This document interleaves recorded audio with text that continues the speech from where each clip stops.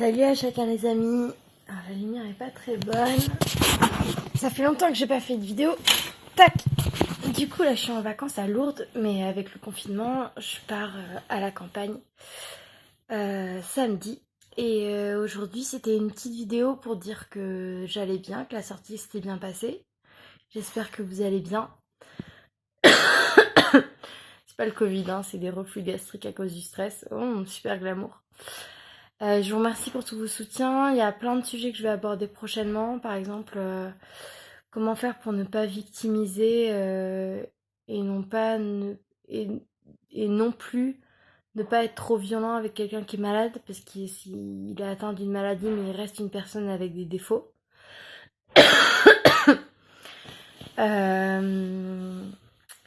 Et d'autres sujets qui m'ont été proposés.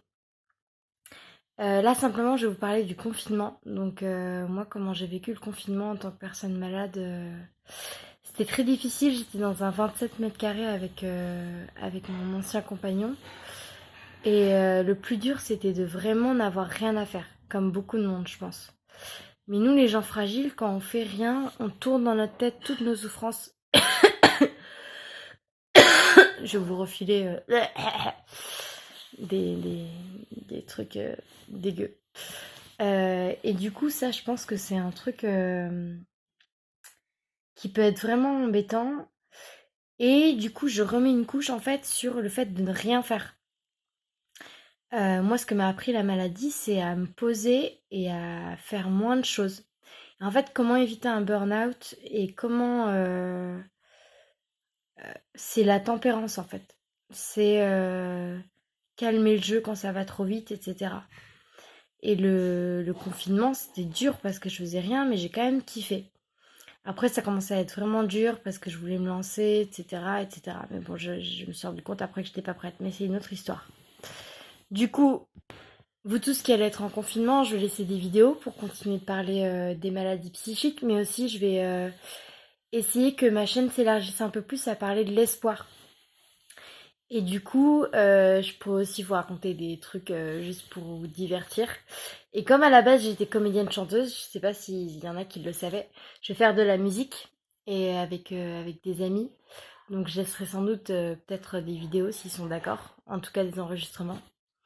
Et je voulais vous dire courage pour le confinement. En fait, tout a un sens pour moi et c'est peut-être le moment de se retrouver avec soi-même, de savoir où est-ce qu'on place vraiment les priorités de notre vie, etc. Bon, pour ceux qui sont confinés alors qu'ils devaient travailler et tout, c'est grave chaud.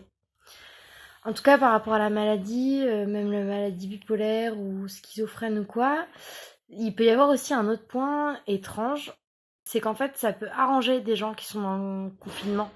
Parce que du coup, ils n'ont pas besoin de voir d'autres gens, ce qui peut être difficile. Ce qui peut être difficile, pardon, pour de la paranoïa, par exemple.